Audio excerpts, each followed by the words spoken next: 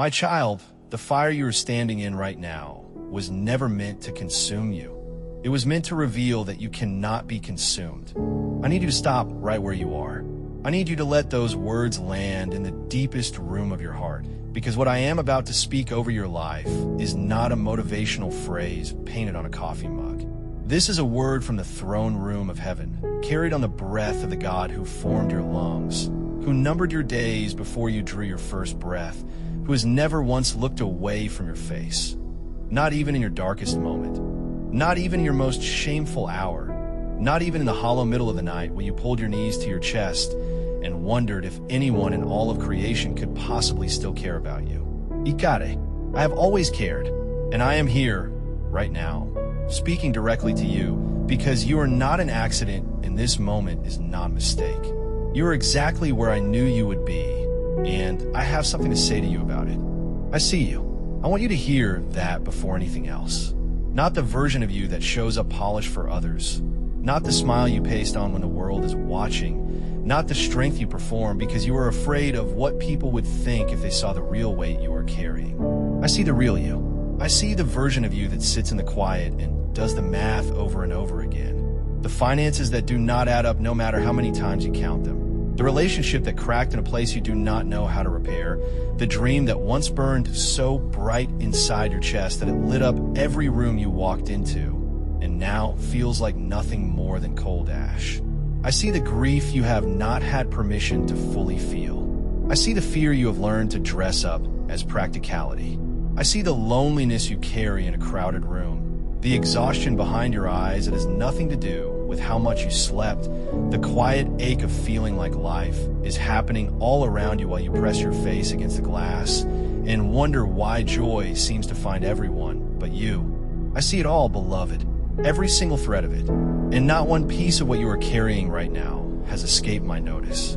Let me speak plainly to your pain, because vague comfort will not hold you through what you are facing. Some of you reading these words right now are on the edge of giving up on something. A marriage, a business, a ministry, a prayer, a belief that God is still good. Some of you have been fighting so long that the fighting itself has become exhausting, and the very hope you started with has been ground down to a fine powder by disappointment after disappointment after disappointment. Some of you prayed. You prayed hard. You prayed bold. You prayed with faith that moved like a mountain inside your chest. And then you watched the circumstances stay exactly where they were, immovable, indifferent. And you've been quietly trying to decide what that means about who I am and whether I truly listen. Some of you have been told by life, by failure, by people who should have protected you, that you are too far gone, too broken, too late, too much, too little, not enough. And those words have burrowed so deep that some mornings they're the first thing you hear before your feet even hit the floor. And into all of that, into every layer of that particular and personal pain, I am speaking right now with all the authority of eternity behind me. And I am telling you, this is not your end. This fire is not your grave.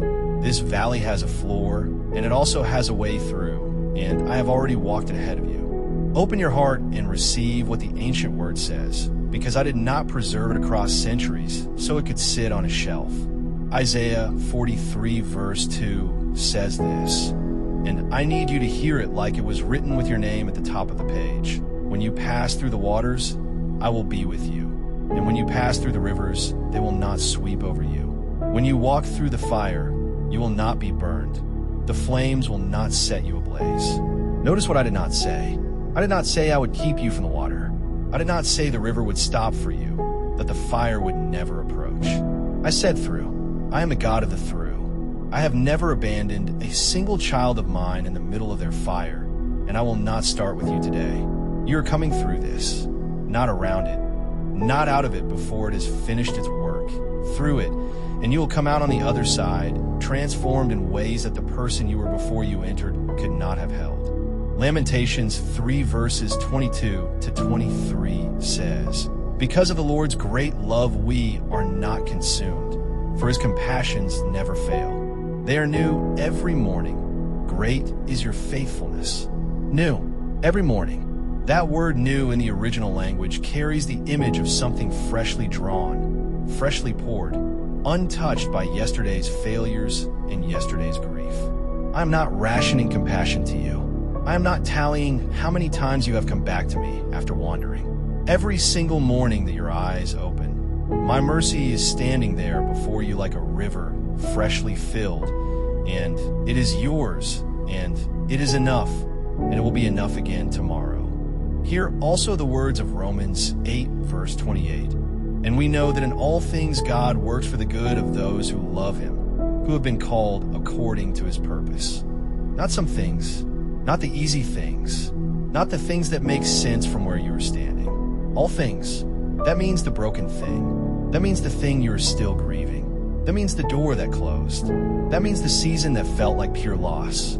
I am a God who wastes nothing, beloved, and I am weaving evenness, into something that will one day make you catch your breath and wonder when you see the full picture. You do not have to see the full picture yet. That is what trust is for. And then there is this, from Psalm 30, verse 5. Weeping may stay for the night, but rejoicing comes in the morning. Your night has been long. I know it has been long. Some of you feel like you have been in this night for so many nights that you have almost forgotten what morning looks like. But morning is not canceled. Morning is not late. Morning is coming with a certainty more absolute than gravity, more reliable than the rising of the sun, because the God who hangs the sun in its place has declared it over your life, and what I declare stands. This is the turning point, dear one. This is the moment in your story where something shifts, not because your circumstances have changed yet, but because the word of the living God has entered into your situation like a hand reaching into a locked room. And nothing can be exactly the same as it was before that word arrived. I'm not finished with you. I want you to say that quietly, right where you are. I'm not finished with you. There is fruit still on the vine of your life that has not yet ripened. There are rooms in your story that have not yet been opened. There are relationships still to be restored, dreams still to be resurrected, purposes still to be fulfilled, and I do not invest that kind of future in someone I've given up on. So now I'm going to declare these things over you, and I need you to receive them.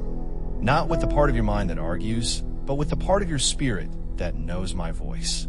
You're not too late. Your new beginning is not behind you.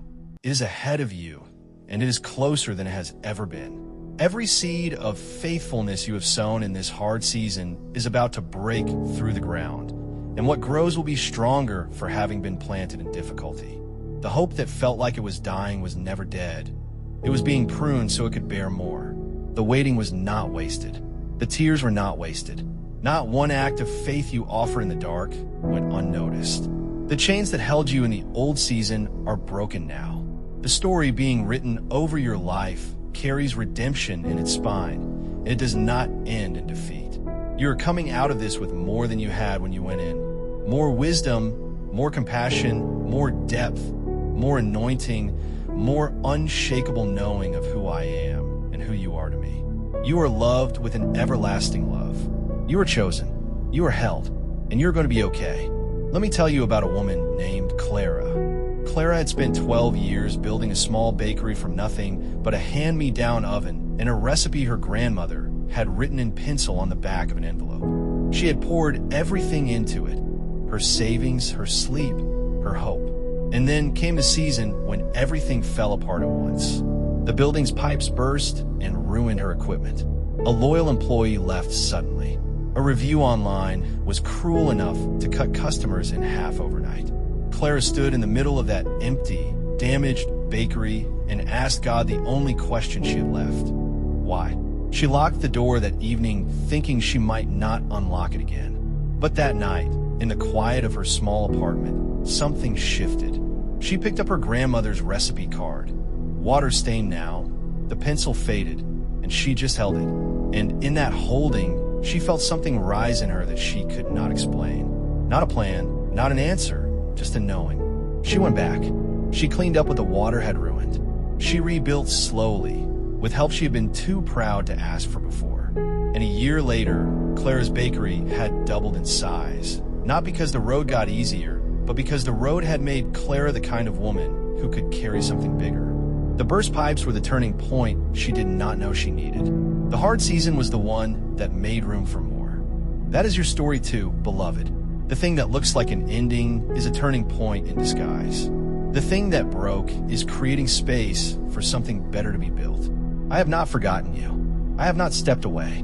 I am in this with you, closer than your next breath, working in the unseen places with a faithfulness that will one day take your breath away. Now hear me as I crescendo into the loudest thing I need you to carry away from this moment.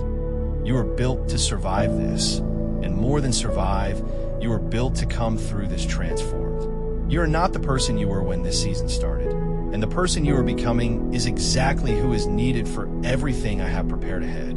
The hope I am speaking over your life right now is not wishful thinking. It is a promise from the God who has never broken one. New beginnings are not reserved for people who never fell. They are the signature move of a God who specializes in resurrection, who turns mourning into dancing, who sets a table in the wilderness, who brings water from stone, who calls dead things back to life and laughs at the word impossible. I am that God, and I am yours, and this is not over. If this word has touched something real in you today, then type amen in the comments right now. Let faith come out of your fingers and declare that you receive this over your life. Like this video, so that someone else who is sitting in their own silent fire can find it and be reminded that they are not forgotten. Share it with somebody who needs to hear that new beginnings are real and that God has not given up on them. And if you have not yet subscribed to this channel, do it now. Because every message here is a word sent from heaven straight to the weary and the waiting, and God will honor the faith it takes to keep returning to his voice. Your new beginning starts now. It starts with this breath, this moment, this yes. I love you, my child, with a love that does not waver, does not expire, and does not depend on how strong you feel right now. Come back to me. I am here.